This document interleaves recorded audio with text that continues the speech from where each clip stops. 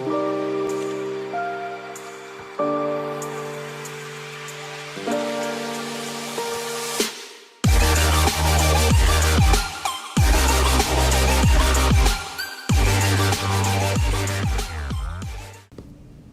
previous chapters, we not only introduced the threats to our financial wealth, we also went into great detail addressing the negative consequences these threats can have on our ability to save enough money to last for the entirety of our retirement years. As a reminder, here are the culprits: understated inflation, low interest rates, longevity risk, taxes, the media, and the investor. Not only are most investors unable to effectively address these threats, most are not even aware of the extent to which these threats can be detrimental. For this reason, I have dedicated the entire first half of this series to discussing these threats. I hope by this point, my readers are aware of how significant an impact these threats have on limiting our ability to grow and preserve our financial wealth. Now that the problems have been introduced, we must now discuss a solution that will protect us against these threats. With over 25 years of experience in the investment industry, I strongly believe that the most efficient investing methodology to protect and grow our hard-earned financial wealth is dividend growth investing. Over the course of Section 3, we will discuss the benefits of dividend growth investing and how this style of investing addresses each and every threat to our financial wealth. The road to recovery is choosing winners first and losers last. Like most kids, the most anticipated, sought-out part of my elementary school days was none other than recess. Racing out to the playground, taking on new adventures with friends. That 1 hour break after lunch felt almost magical. Every so often, my friends and I would spend our recess playing soccer. We would race out to the field, and almost immediately, 2 captains would be selected. The 2 captains would then take turns choosing from a group of players to join their teams. Naturally, the captains would choose players on a scale of descending skill level. In other words, the best players would be chosen first and the worst players would be chosen last. At this point, you're probably curious as to where I'm headed with this story about my childhood days. Nostalgic, yes. However, I promise there's a connection to investment management with this story. How did each captain assess the skill level of each player prior to choosing them to join their team?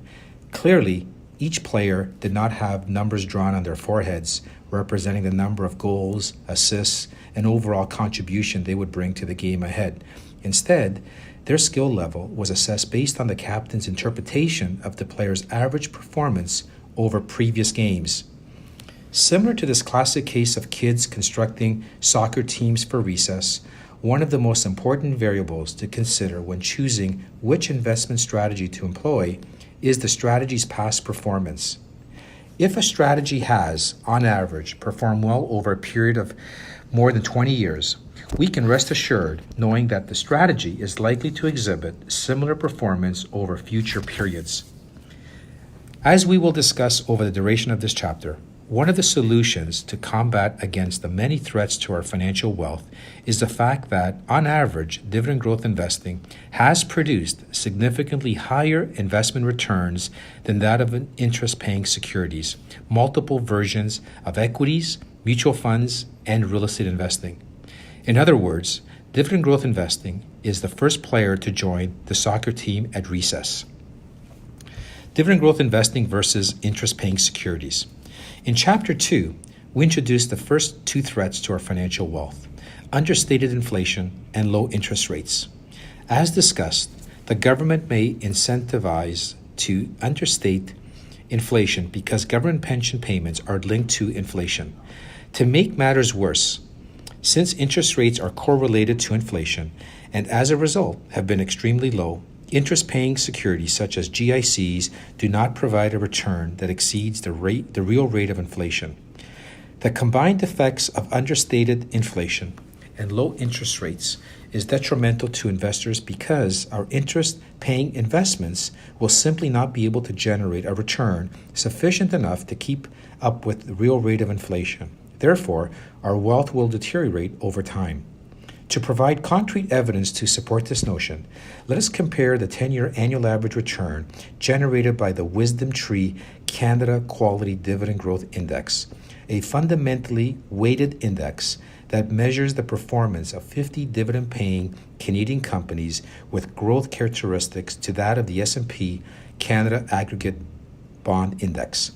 Wisdom Tree Canada Quality Dividend Growth Index, average return 10.94%. S&P Canada Aggregate Bond Index, total return 3.82%. As expected, the Wisdom Tree Canada Quality Dividend Growth Index generated an annual average return significantly higher than that generated by the average fixed income security over the past 10 years. This comparison should be regarded as no more than a formality, considering the fact that we have already provided an extensive amount of evidence in earlier chapters which illustrated the inferior returns provided by fixed income securities. Dividend growth investing versus all other equity classes. As it is now quite evident that dividend growth investing has historically outperformed the average fixed income security, let us analyze how dividend growth investing has stacked up against all other equity classes. $1 million invested into non-dividend payers, dividend cutters, the S&P 500 Composite Index, dividend payers, and dividend growers in 1986 would have grown to the following values by 2016. $1 million invested in non-dividend payers would have declined to $856,000. $1 million invested in dividend cutters would have grown to $1.2 million. $1 million invested into the S&P TSX Composite Index would have grown to just under $6 million. $1 million invested into companies which paid a fixed dividend would have grown to $17.6 million. And last, but certainly not least, $1 million invested into companies which grew their dividends would have grown to an astounding $30 million. As you can see, dividend growth companies have historically provided a return significantly higher than that provided by all other forms of equity investing. In addition, the return generated by dividend growth companies has historically exceeded both the rate of inflation suggested by the government and the much higher real inflation rate estimated in Chapter 2. In other words, investing in companies that have the ability to grow their dividends allows investors to increase the value of their wealth rather than have their purchasing power deteriorate over time. Whether you consider yourself to be an expert or a beginner in the world of investments, I think we can all agree that one of the most important factors to consider when deciding on whether or not to pursue a certain investment opportunity is past performance. Why would any rational investor invest in non-dividend paying companies for long-term growth when the returns have historically been significantly inferior to that of companies that have grown their dividends? The reality is that most people disregard past performance when determining which companies to invest in and fail to execute proper due diligence. This single shortcoming, demonstrated by most investors, is the main reason mutual funds are still present after all these years, despite notoriously underperforming their benchmark time and time again. Dividend growth investing versus mutual funds. Before we conduct this comparison, it is important to understand the nature of how a mutual fund operates. Mutual funds, also referred to as open-ended funds, provide investors with the ability to diversify their wealth across a number of unique equities and fixed income securities by purchasing units or shares of an investment pool. The investment pool is then managed and controlled by a fund manager on behalf of the investors. For example, we will assume Investor A, Investor B, Investor C, and Investor D each have $250,000 to invest, but are unsure as to how to go about investing their wealth. For the sake of simplicity, we will assume fees, taxes, and fund expenses do not exist. One day, a fund manager approaches the investors, offers to invest each investor's $250,000 on their behalf, and pools the money together in preparation of investing the cash into various investment securities. In other words, the fund manager has created a mutual fund. At this point, the fund is valued at $1 million since the total assets under management are worth $1 million. That is $250,000 provided by each of the four investors. The fund manager then splits the $1 million into 100,000 units. As a result, each unit is worth $10 and each investor receives 25,000 units, coinciding with a total $250,000 they each originally invested. Now that the fund is established, the fund manager is able to invest the $1 million across various investment securities. At the end of each day, the value of the fund's price per unit is recalculated, with the value dependent on the value of the underlying investments. For example, we will assume that at the end of the first day, the fund realizes a gain of 1.5%. As a result, the fund's price per unit is recalculated as follows. The fund's assets grew from $1 million to $1,015,000. The value of the fund's assets, $1,015,000, is divided by the number of units outstanding, namely 100,000. The new unit price is now $10.15. For each of the original four investors, the new value of their total investment, 25,000 units times $10.15 per unit, is calculated to be $253,750. Now assume that after the first day, a fifth investor enters the scene. We'll call him Investor E. She wishes to invest a total of $100,000 into the fund. Since each unit is now valued at $10.15, her $100,000 investment provides her with 9,852 fund units. The net effect of the additional investor on the overall fund is illustrated in the following text. The fund's assets would grow from $1,015,000 to $1,115,000. The fund's number of units outstanding would grow from 100,000 units to 109,852 units. The fund's price per unit would remain the same at $10.15. The purpose of introducing a new investor in our example was to show that despite the fact that individual investors have the ability to contribute or redeem their units, the change in the fund's total value will always be proportional to the number of units added or subtracted. Therefore, the price per unit remains unaffected.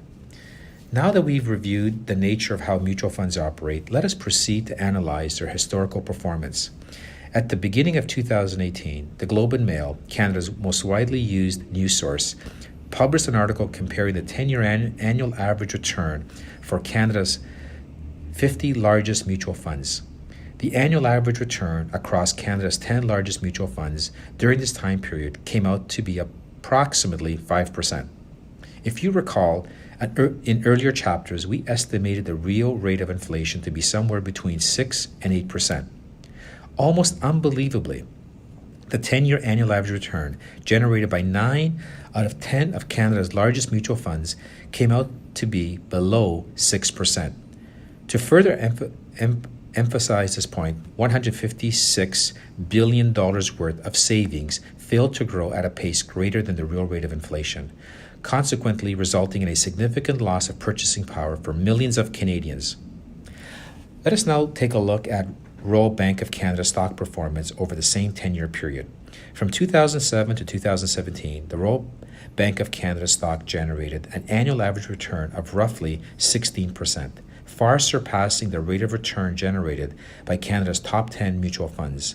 In other words, Canadians who had simply purchased shares in the Royal Bank of Canada would have generated a significantly higher return than the return generated by the mutual funds offered by the bank itself.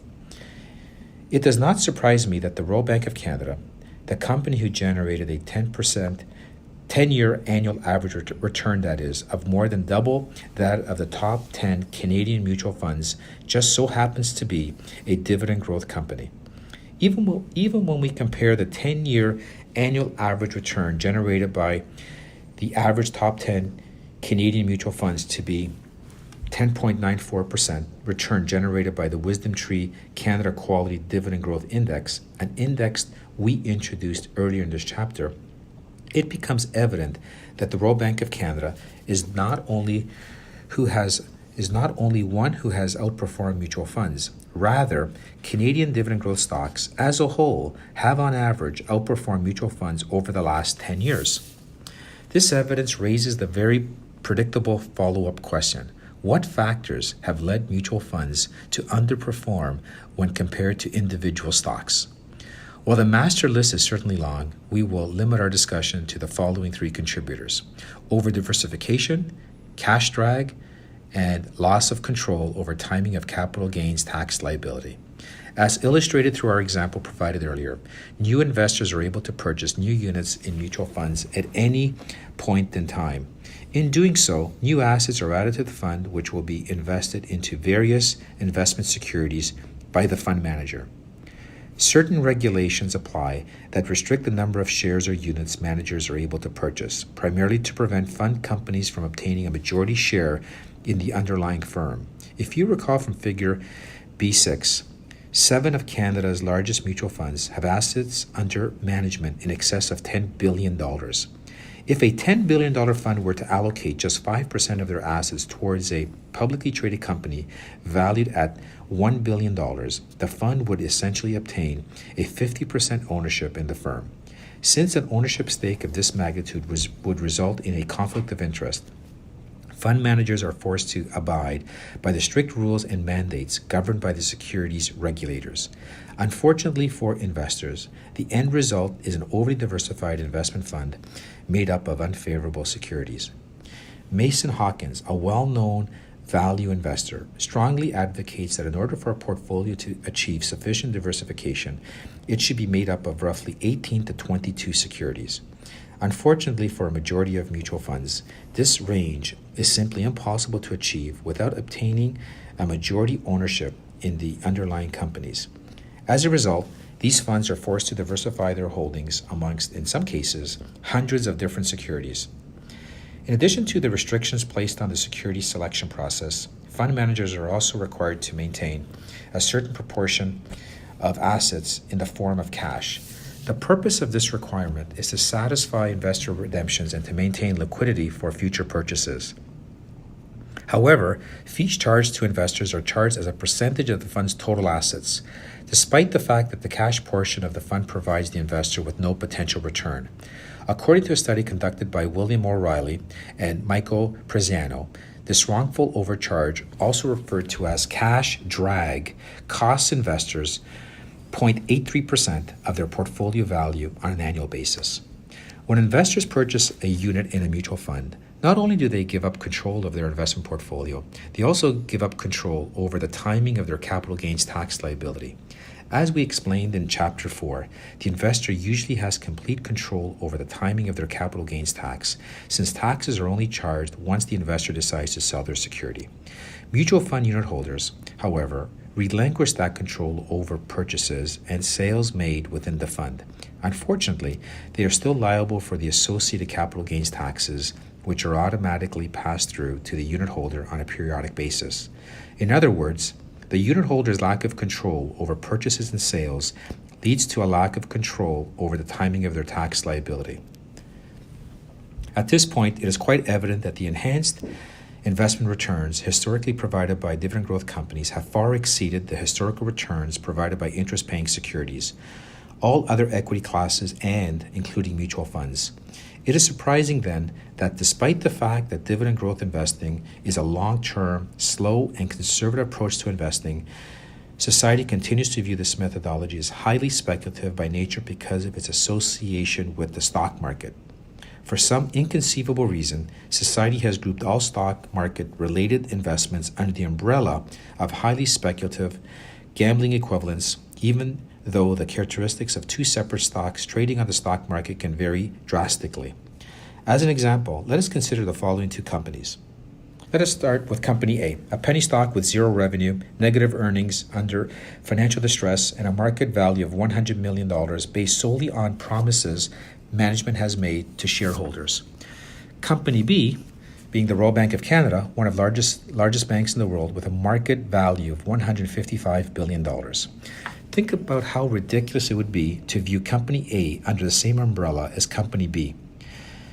Stock A's underlying company has no proven track record, no operations, and a value based entirely on investor sentiment. In the event that only a handful of major investors lose faith in the company, the stock price is likely to crash down, as the share price cannot gravitate to a fundamental share value.